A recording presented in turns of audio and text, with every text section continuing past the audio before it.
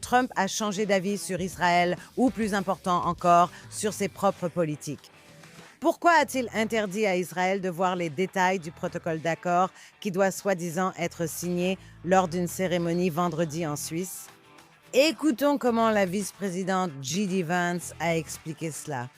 Pourquoi ne pouvons-nous pas tous voir le protocole d'accord dès maintenant? Nous ne l'avons pas encore publié car des questions diplomatiques délicates sont en cours. Les Iraniens, ainsi que certains de nos médiateurs comme les Pakistanais et les Qataris, nous ont demandé de procéder dans le bon ordre.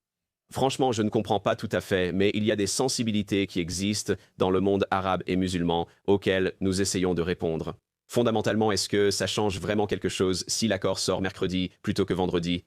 Non, c'est pour ça qu'on n'a pas tellement insisté dessus, parce qu'au plus tard, le texte sera publié vendredi. D'accord. D'accord, Marc. Je sais que tu es toujours très diplomate. Comment tu vas arranger ça? Et tu me dis quelles sont les sensibilités des Arabes, de l'Iran, du Pakistan et du Qatar. Dis-moi ce que ça veut dire. Je n'ai aucune idée de ce que ça veut dire, mais j'ai une théorie pour toi. Je sais que la diplomatie se fait souvent dans l'ombre. Pour que la diplomatie réussisse et que tu puisses, tu sais, peaufiner tous les détails, tout ça se fait discrètement et tu ne le rends public que lorsque tu as un accord. Parce que si tu rends quelque chose public avant qu'il y ait un accord, tu peux détruire toute chance d'obtenir un accord. Donc, ce que je comprends de cela, c'est que, selon mon interprétation, tout n'est pas résolu à 100%. Peut-être qu'ils sont proches, mais c'est comme être à moitié enceinte. Soit tu l'es, soit tu ne l'es pas, non? Donc, mon hypothèse, à partir de la réponse que nous avons reçue du vice-président, c'est que tout n'est pas bouclé. Et donc, rien ne sera rendu public jusqu'à ce que ce soit finalisé. Je veux dire, quelle est la grande différence entre l'annoncer aujourd'hui, mercredi ou vendredi? Il n'y a pas une grande différence. Qu'est-ce que c'est? Un jour ici ou un jour là-bas? Ça n'a pas d'importance. Cela ne peut compter que si le fait de le révéler trop tôt expose les différences qui existent encore dans le document. D'accord. Donc, tout d'abord, apparemment, le président Trump a signé cet accord électroniquement. Et si ce n'est pas le cas, si les détails n'ont pas été réglés et finalisés, alors qui signait ces documents électroniques? D'accord, c'est la première chose. Deuxièmement, c'est tout à fait exact. L'accord dont tu parlais, tu sais, il se pourrait que quelque chose mette l'accord en péril. C'est un accord funeste. Tout accord avec la République islamique est mauvais, car cela leur accorde encore 60 jours, etc. Alors qu'ils tirent toujours sur des navires dans le détroit d'Ormuz, que le Hezbollah continue de tirer sur les troupes de Tsahal au Liban et vise la frontière israélienne. Excuse-moi, tu sais pourquoi ils ne veulent pas le publier? Parce que à chaque fois qu'une fuite de quelque chose qui pourrait être dans cet accord sort, toutes les personnes de l'administration Trump et les républicains aux États-Unis qui sont dans le camp de Marco Rubio et pas dans celui de J.D. Vance. Et tous les Israéliens disent que c'est un scandale. On ne peut pas avoir un accord comme celui-ci, ni aucun accord. Et cela permet au régime d'avoir de l'argent et de se reconstruire. Et aussi, je sais qu'il dit que tout est vérifiable. C'est des conneries. D'accord. Tu sais, enfin, tu vois, maintenant, tu n'es donc pas d'accord avec l'idée que tout accord est mauvais dans ce cas. Alors regardons l'administration Trump à travers sa propre rhétorique, d'accord? L'administration Trump affirmait ne pas vouloir la guerre. Ils n'ont été forcés de mener la guerre que parce que les Iraniens n'étaient pas disposés, diplomatiquement, à faire les concessions nécessaires pour mettre fin à leur programme nucléaire une bonne fois pour toutes. C'était la position de l'administration Trump.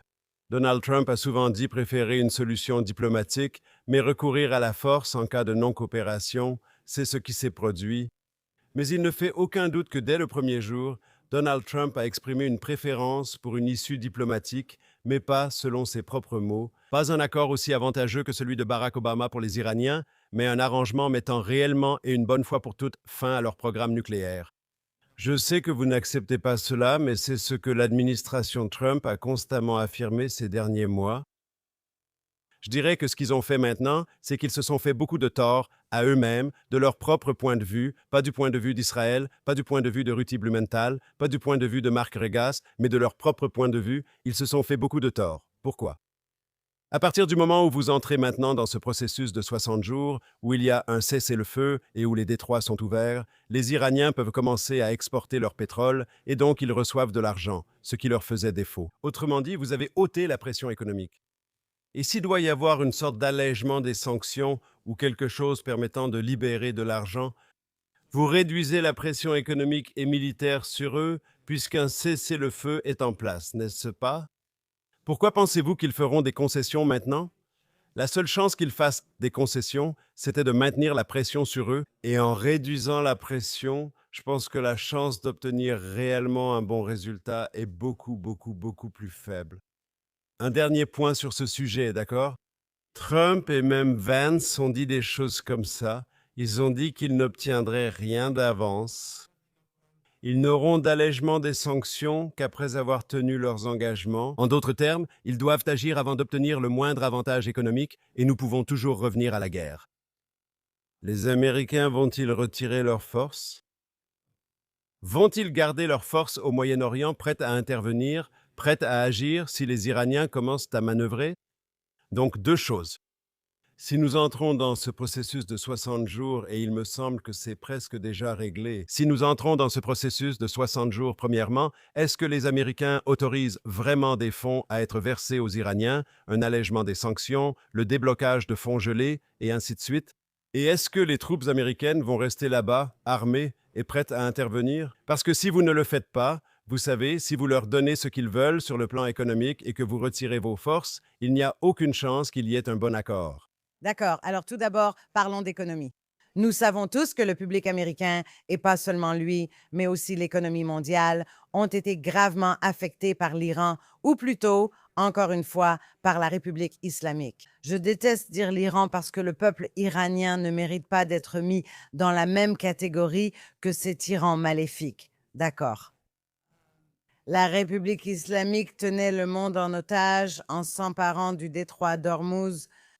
Et maintenant, encore une fois, tous les pacifistes, qu'ils soient démocrates ou républicains de la droite anti-interventionniste, disent: si vous ouvrez le détroit d'Ormuz maintenant, autant ne pas avoir fait la guerre puisque le détroit était déjà ouvert au départ, non? Maintenant, nous comprenons que cela pose un problème à l'économie mondiale et c'est un problème sérieux, un problème légitime. Mais voilà le problème, cette pression économique. Si vous êtes quelqu'un qui m'accuse d'être une va-t-en-guerre et tout ça, vous savez, ça m'est égal. Et donc, vous soutiendriez forcément la pression économique plutôt que la pression militaire. Ce que vous dites, c'est: écoutez, ça fonctionne et ça fonctionnait. Cela mettait vraiment ce régime sous pression. Mais il y a autre chose. Mais encore une fois, les Américains sont énervés parce que le prix de l'essence à la pompe augmente. Donc, encore une fois, je l'ai déjà dit. D'accord, je comprends, mais ça veut dire qu'ils ne voient pas l'ensemble du problème, parce que ce n'est pas seulement les armes nucléaires. Oui, tu as raison. Donald Trump a toujours dit qu'ils ne peuvent pas avoir d'armes nucléaires. Mais voilà le truc. Il a aussi dit au peuple iranien que de l'aide allait arriver. Il a aussi mené une guerre très juste. Et lui, avec Israël et les États-Unis, ont mené deux grandes opérations qui ont remporté un immense succès. Mais le point, c'est qu'ils étaient en train de gagner. Même Trump a dit: nous avons détruit leurs forces aériennes, nous avons détruit leur marine, nous avons détruit leurs bâtiments, leur infrastructure, nous avons éliminé leurs dirigeants. Deux niveaux différents de dirigeants ont été éliminés.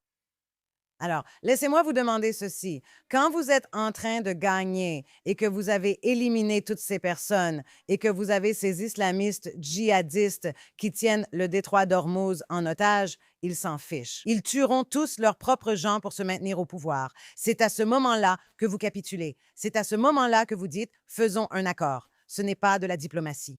C'est dire que c'est de la capitulation. La diplomatie, je dirais d'abord, oubliez ce mot pendant une minute. Quand vous gagnez une guerre, vous voulez que les perdants vous demandent la paix, pas simplement dire que vous avez tout fait. Et maintenant, parce que ces types nous tiennent à la gorge dans le détroit d'Ormuz, on va s'asseoir et leur parler et soudainement dire aussi du bien d'eux. C'est scandaleux. Je suis furieuse. Alors j'essaye d'analyser ce qui se passe. Et peut-être que Trump me surprendra.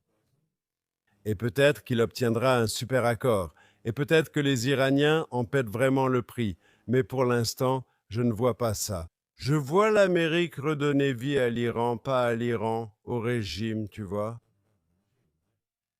Et s'il va vraiment y avoir, tu sais, un retrait des forces américaines de la région, et s'il va vraiment y avoir un soulagement économique pour les Iraniens, je pense qu'il leur sera très difficile de faire les concessions que Trump exigeait jusqu'à présent.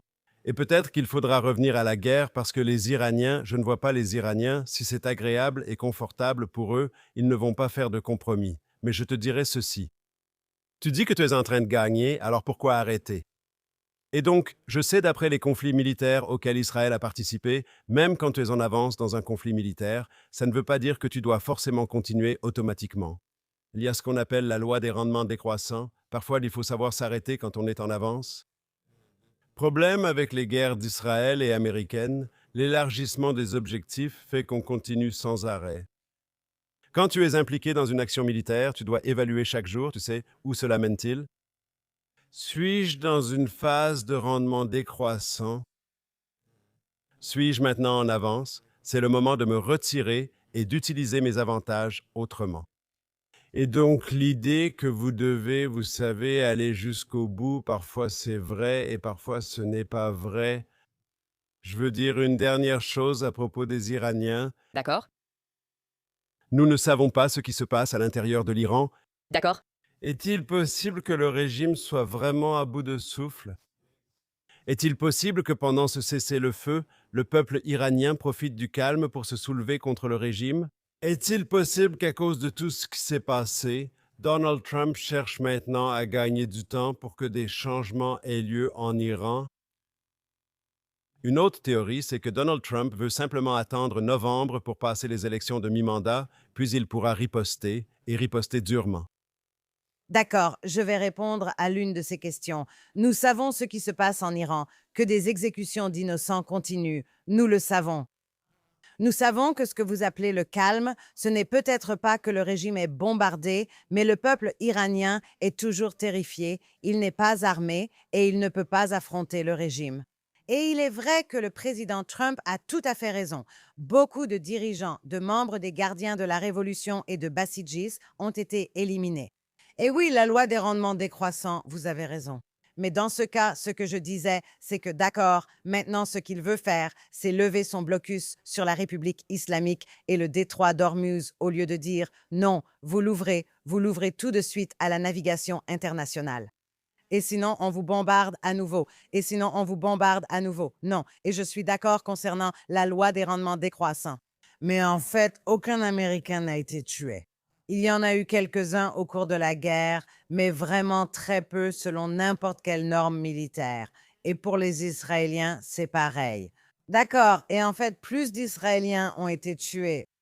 Et pas en Iran, mais au Liban. Et voilà ce qu'il en est. Nous le savons. Donc, je ne sais pas de quel rendement décroissant nous parlons dans ce cas. Deuxièmement, à toutes ces personnes, je dois vous dire, j'adore juste les noms qu'on m'attribue sur les réseaux sociaux, comme Zio Freak. Et celui-là, au moins, je peux le dire ici parce que les autres concernent des parties du corps féminin et tout ça. Vraiment une rhétorique antisémite, ignoble et anti-Israël venant de la droite. Et ça, pourquoi est-ce que j'en parle au juste? Parce qu'à toutes ces personnes, je dirais que j'ai été une grande défenseur du président Trump. J'ai été républicaine. Je l'ai soutenu. Les Israéliens et le peuple iranien l'ont soutenu. Non parce qu'il était va-t-en-guerre, mais parce qu'il était du bon côté de l'histoire. Il était avec les gentils contre les méchants. Et maintenant, soudainement, il change sa politique. Et c'est pourquoi, soudainement, J.D. Vance est au premier plan et essaie de vendre cet accord, d'ailleurs de manière très maladroite, contrairement à Marco Rubio, qui, pendant longtemps, semblait être dans les bonnes grâces de Trump. Donc, j'aimerais savoir pourquoi, même s'il a changé sa politique à cause de l'économie, des élections de mi-mandat ou peu importe la raison, il doit commencer à attaquer verbalement Israël. Qu'est-ce qu'Israël lui a fait à part se ranger de son côté, l'aider, le soutenir, sans jamais le forcer à faire la guerre? Et prenons une minute pour écouter simplement ce que le président Trump avait à dire sur Israël. Maintenant, je ne suis pas satisfait de la façon dont Israël a géré la situation avec le Liban et le Hezbollah. Ils auraient dû pouvoir faire ça, oui, plus rapidement. Ça n'en finit jamais. Et quand cela arrive, ça ternit le grand accord. Et c'est l'accord avec l'Iran. Je vais vous dire, Israël combat le Hezbollah depuis trop longtemps et trop de gens sont tués. Vous n'êtes pas obligé de démolir un immeuble chaque fois que vous cherchez quelqu'un, car il y a beaucoup de gens dedans et ils ne sont pas tous du Hezbollah. Et j'ai suggéré à Israël de laisser la Syrie s'occuper du Hezbollah. Parce que honnêtement, je pense qu'il s'en chargerait mieux. Puis-je répondre, Trump dit certaines choses qui sont logiquement incohérentes ici, et il dit aussi quelque chose que je trouve très intéressant. Il estime incohérent de dire que la guerre avec le Hezbollah dure trop et qu'Israël devrait calmer le jeu. Mais s'il se plaint que la guerre dure depuis trop longtemps, Israël ne devrait pas calmer le jeu. Israël devrait au contraire intensifier et nous devrions en finir, non? Je pense que c'est vrai. Il a aussi dit qu'aucune personne n'a été tuée en Israël par les roquettes. Il n'y avait donc aucune raison pour qu'Israël réagisse ainsi. Pourtant, lorsque les 2 pilotes américains n'ont pas été blessés, l'Amérique a tout de même jugé nécessaire de répondre. Et donc, une bonne partie de tout cela, je pense, c'est qu'il est en négociation délicate avec les Iraniens. Et de son point de vue, ce sont les Israéliens qui lui causent des problèmes parce qu'ils donnent aux Iraniens des arguments. Il faut arrêter les Israéliens. Il faut arrêter les Israéliens. Je doute de la gravité de la situation, mais son commentaire sur les Syriens m'a intrigué. Et en fait, je trouve ça assez drôle parce qu'Israël est un pays occidental comme les États-Unis et nous avons des valeurs démocratiques et nous n'allons tout simplement pas massacrer des innocents. On ne peut pas en dire autant du gouvernement syrien. L'idée, c'est qu'Israël détruit des immeubles où il y a peut-être des civils ainsi que du Hezbollah, n'est-ce pas? Si les Syriens s'impliquaient réellement, je pense qu'on assisterait à un véritable massacre. Nous connaissons le régime syrien. C'est intéressant qu'ils disent cela. Cela suggère qu'Israël ne prend pas assez en compte les victimes civiles. Et d'une certaine manière, les Syriens seraient plus prudents. Mais sur la question plus large, Israël est au sud du Liban. Nous détruisons l'infrastructure du Hezbollah là-bas. C'est bien que nous soyons là. Nous allons y faire un travail important et nous y resterons aussi longtemps que nécessaire. Mais dans l'est du Liban, dans ce qu'on appelle la vallée de la Bekaa, il y a toutes sortes d'infrastructures du Hezbollah qui sont juste à la frontière avec la Syrie. Le président Trump invite-t-il les Syriens à traverser la frontière vers ces bastions du Hezbollah dans l'est du Liban, dans la Bekaa, et dit-il en gros, ce que les Israéliens font dans le sud, vous devez le faire dans l'est? Je ne sais pas si c'est ce qu'il dit, mais je dois préciser une chose. Il aime vanter les dictateurs et dirigeants maléfiques. Et Achara, je veux dire Monsieur Isis Al-Qaïda, qui est censé s'être réformé, il irait au Liban et décapiterait chaque chrétien qu'il croiserait. C'est vraiment génial, Trump. Merci beaucoup. Mais ce n'est même pas la question. Mon problème avec lui, c'est comment ose-t-il dire qu'on tue trop de gens et qu'on détruit simplement des immeubles où il n'y a pas que le Hezbollah. Comment ose-t-il? Nous prévenons les civils de s'écarter. Nous faisons des frappes tellement chirurgicales. C'était aussi vrai à Gaza. C'est vrai pour notre façon de faire la guerre. Tous les experts en stratégie militaire l'ont dit. Personne ne mène une guerre urbaine de façon aussi morale que nous, même à nos propres dépens. Et permettez-moi de le dire. Madame l'ambassadrice, ambassadrice d'Israël aux États-Unis, Yechiel Leider, qui a perdu son fils pendant la guerre de Gaza, il est très offensé quand quelqu'un en parle parce qu'il a dit que si Israël menait des combats de façon indiscriminée et se contentait de faire tomber des immeubles en cherchant quelqu'un, son fils serait encore en vie aujourd'hui. Et c'est vrai. Et en ce moment, au Liban d'ailleurs, parce que le gouvernement israélien fait très attention à ne pas se mettre Trump à dos. Les troupes, les soldats de Tsahal dans le sud du Liban reçoivent l'ordre de rester en retrait et de faire attention. Et ils ne vont pas y aller. Et ça les rend des cibles faciles parce que le Hezbollah n'a pas cessé de tirer. Et laissez-moi dire que si dans cet accord, selon tous les acteurs malveillants qui font pression sur l'administration Trump, si dans cet accord, il est dit qu'ils ne signeront que si un cessez-le-feu est instauré sur tous les fronts et qu'Israël doit évacuer le Liban. C'est probablement ce qui l'inquiète. Et si cela est écrit dans le protocole d'accord, que Dieu nous vienne en aide. Et deuxièmement, nous savons que c'est ce que la République islamique va exiger dans tout accord final. Et mon dernier point avant de vous passer la parole, c'est que pour tous ceux qui pensent qu'Israël veut la mort de soldats américains ou quelque chose comme ça. C'est ridicule. Et je vous le dis, Israël, si nous devons agir seuls, nous agirons seuls. Et pas seulement au Liban, il se peut que nous devions attaquer l'Iran nous-mêmes, ce que d'ailleurs nous avons fait. Nous, notre armée de l'air, comme le disent même les pilotes américains, notre armée de l'air est sans égale. Et si nous devons le faire, et si nous devons y aller et combattre cela et battre l'Iran nous-mêmes pendant que nous nous occupons aussi du Hezbollah, je ne sais pas. Il se peut que nous devions le faire. Et si nous devons le faire, nous le ferons. Donc, je suis d'accord avec ce que vous venez de dire, mais je tiens à réagir quand vous avez qualifié nos soldats dans le sud du Liban de cibles faciles. Je refuse cela. Ce sont des soldats de combat sur un terrain difficile. Ils se battent durement. Ils s'attaquent aux infrastructures du Hezbollah là-bas. Ils se protègent tout en accomplissant leur mission. Ils protègent le peuple d'Israël, surtout les communautés du Nord qui ont tant souffert. Ce sont des soldats de combat dans une zone de combat. Malheureusement, certains sont blessés et d'autres tués. Mais ils ne sont pas des cibles faciles. Ils se battent pour notre pays, pour notre peuple. Je ne pense pas qu'un gouvernement israélien les mettrait dans une situation où ils ne pourraient se défendre contre le Hezbollah. Je veux aller de l'avant. Une seconde, avant que tu n'avances, je vais te laisser faire.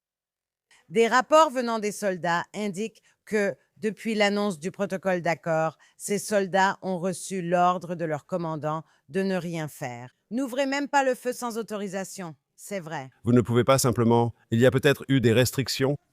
Non, ils sont limités d'une façon nouvelle. Oui, notre armée de l'air frappe toujours. Je te le dis, Marc, il y a des rapports venant directement des soldats sur le terrain qui disent que les ordres ont changé depuis la signature du protocole d'accord. Je ne sais pas si c'est vrai, mais même si c'est le cas, qualifiez les soldats israéliens au combat de cibles faciles. Ils sont là, ils sont forts, ils se battent et ils font du bon travail. Y a-t-il eu des restrictions imposées pour des raisons politiques plus larges? Je pense que oui, et ici je veux aborder la question dont vous avez parlé. Il est dit qu'il y aura un cessez-le-feu au Liban qui accompagnera la période de 60 jours. C'est sans doute pourquoi les Américains refusent de rendre ce texte public. Parce que le terme cessez-le-feu est une expression ambiguë. Le cessez-le-feu peut avoir plusieurs sens. Selon l'Iran, cela signifie qu'Israël doit se retirer du Liban et revenir à la frontière internationale, laissant le Hezbollah reprendre le contrôle. Un cessez-le-feu peut aussi signifier qu'Israël s'arrête là où il est et reste maître de tout le territoire du sud du Liban qu'il contrôle actuellement jusqu'à ce que des négociations modifient cette situation. Et ici, je veux dire la chose suivante. Et je dirais à la Maison-Blanche ici, écoutez, si vous voulez laisser l'Iran reprendre le contrôle du Liban et remettre ce pays une fois de plus sur la voie d'un État failli à perpétuité. Oui, sous occupation iranienne, c'est la bonne politique. Tous les efforts américains au cours des derniers mois ont consisté à amener le Liban et Israël à dialoguer, ce que nous avons fait. Notre ambassadeur, que vous avez mentionné plus tôt dans un autre contexte, a mené ces discussions à Washington. Nous avons discuté entre militaires. Le gouvernement libanais veut désarmer le Hezbollah et réaffirmer la souveraineté du Liban. Un projet pilote envisageait le retrait d'Israël d'une zone remplacée par l'armée libanaise. Beaucoup restaient sceptiques quant à son succès, mais il y a des discussions sérieuses sur la manière d'améliorer la relation entre Israël et le Liban. Le Liban, qui a été ce territoire occupé par l'Iran à travers le Hezbollah, oui, d'une certaine manière, nous changeons cette dynamique. Si vous forcez Israël à se retirer unilatéralement, non seulement vous mettez Israël en danger, oui, mais vous anéantissez aussi toute chance de construire un avenir meilleur pour le peuple libanais. Maintenant, soyons clairs ici. Les chrétiens libanais en ont assez du Hezbollah. Les musulmans sunnites libanais en ont assez du Hezbollah. Les druzes libanais en ont assez du Hezbollah. C'est la majorité de la population libanaise, même au sein de la communauté chiite, qui a pourtant été le bastion traditionnel du Hezbollah. De plus en plus de fissures apparaissent dans le soutien au Hezbollah. Même leurs propres partisans disent « Hezbollah, que faites-vous? Qu'est-ce que c'est que cette guerre? Pourquoi nous impliquez-vous dans cette guerre avec Israël au profit d'une puissance étrangère, à savoir l'Iran ?» Donc, il y a une dynamique au Liban qui n'est pas sans problème. Je ne dis pas que tout ira bien demain, mais il y a une dynamique positive là-bas. Il y a un élan vers la bonne décision. Si l'Amérique accepte l'interprétation iranienne de ce qu'est un cessez-le-feu, c'est-à-dire qu'Israël doit se retirer, tout cela est jeté aux oubliettes. C'est une erreur pour Israël, c'est une erreur pour les États-Unis, c'est une erreur pour le Liban. Absolument. D'accord. Parlons-en un instant et évoquons cette suggestion, comme tout le monde, de tous bords, le dit, que Trump fait cela en partie à cause des élections de mi-mandat en novembre. D'accord?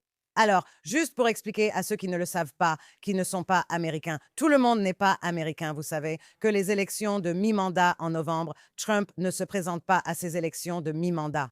C'est que les républicains, tout d'abord, en ce moment, il y a des primaires et Trump soutient des candidats pour les primaires républicaines en espérant qu'ils gagnent. Mais ensuite, en novembre, c'est là qu'ils affrontent le candidat démocrate.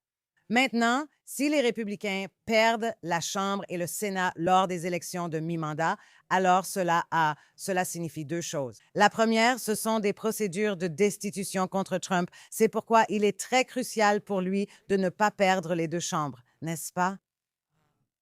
Et c'est aussi, à mon avis, mauvais pour l'Amérique, vraiment mauvais en tant qu'Américaine et Israélienne. Je pense que ce serait terrible pour l'Amérique si les démocrates prenaient le contrôle de la Chambre et du Sénat. Mais voici ma théorie que personne ne semble remarquer. Et c'est que je pense je pense que les républicains ont une meilleure chance de gagner, de ne pas perdre de siège lors des élections de mi-mandat au Congrès. S'ils sont du côté des gagnants, pas du côté de la capitulation, pas du côté de Tucker Carlson, Megyn Kelly, ni du côté de J.D. Vance, je pense. Et cela se fonde aussi sur des sondages et ce genre de choses. Oui, les Américains de tous horizons veulent que le prix de l'essence baisse. Mais quand il s'agit de la puissance et de la grandeur de l'Amérique, et après tout, que signifie Make America Great Again? L'Amérique ne peut pas être une puissance faible et perdante dans les relations internationales et ne peut pas remettre son pouvoir à une petite théocratie de merde qu'elle battait et allait rendre le monde meilleur, plus sûr, un endroit meilleur et plus sûr pour tous. Et donc, si c'est cela, s'il a les élections de mi-mandat en tête, je pense qu'il fait une énorme erreur. Donc, nous allons attendre et voir, mais il est clair que Trump ne veut pas avoir les mains liées lors de la seconde partie de son premier mandat, après les élections de mi-mandat. Il ne veut pas être destitué ni gérer cela au Congrès, ni voir ses hauts responsables destitués. On sait ce qui peut arriver s'il perd le contrôle du Congrès. Maintenant, la vérité, d'après ce que je comprends, c'est que les chances qu'il perde le Sénat, je veux dire, elles sont théoriquement possibles, mais la plupart des experts pensent que cela n'arrivera pas. La Chambre des représentants est la véritable Chambre, ce qui signifie qu'il ne peut pas vraiment être destitué parce que c'est le Sénat qui doit le destituer. Mais cela prend du temps, des efforts, la gestion du Congrès, ce qui complique les choses, alors qu'il voudrait consacrer ces 2 dernières années à marquer l'histoire. Je suis d'accord que s'il avait remporté une vraie victoire contre les Iraniens, cela l'aurait aidé électoralement. Il voit des choses que nous ne voyons pas. A-t-il pensé qu'il n'y aurait pas de solution rapide? Peut-être avait-il choisi une stratégie d'usure, misant sur la pression économique et militaire, mais cela ne fonctionnerait peut-être pas avant novembre. Je veux dire quelque chose d'important. Si une période de 60 jours de calme commence maintenant, on verra s'ils peuvent conclure l'accord. Et comme je l'ai dit auparavant, je pense que sans la pression, je suis très sceptique quant à la possibilité d'amener les Iraniens à accepter des choses qu'ils n'ont pas acceptées jusqu'à présent. Mais si on entre dans 60 jours de calme, il y a aussi une question, que fait-on de ce calme? Je vais vous donner un exemple. Vous pouvez construire et étendre les oléoducs depuis le Golfe, qui passent par voie terrestre jusqu'à la Méditerranée ou vers d'autres voies navigables, afin de limiter le pouvoir du point d'étranglement iranien sur l'approvisionnement en pétrole. Je veux dire, est-ce que vous utilisez ce temps pour que, si nous devons reprendre les combats dans un avenir pas trop lointain, nous soyons mieux préparés à faire face aux menaces que poseront les Iraniens? Il n'y a aucune raison d'avoir ce point d'étranglement. Des oléoducs reliaient l'Arabie saoudite et les Émirats arabes unis à d'autres régions pour exporter pétrole et gaz, mais ils restaient sous-développés. Est-ce qu'il va maintenant y avoir, dans les prochains mois, avant que nous reprenions les combats, la création d'une infrastructure qui réduira la capacité de l'Iran à faire pression sur le monde grâce à son point d'étranglement énergétique? Vous évoquez les élections de mi-mandat. Parlons maintenant des élections à venir en Israël. Rapidement, car nous manquons de temps, nous avions dit les semaines précédentes qu'avant notre prochain podcast, nous aurions une date pour les élections. Aucune date n'est fixée pour les élections israéliennes, mais cela dit, Nous savons, par un processus d'élimination, que nous parlons probablement de la seconde moitié du mois d'octobre, ce qui signifie que la Knesset aura accompli un mandat complet. Et il semble que, et ce sont les dates à noter, soit le 20, soit le 27 octobre, c'est là-dessus que misent les connaisseurs. Élection d'Israélienne, le 20 ou le 27 octobre.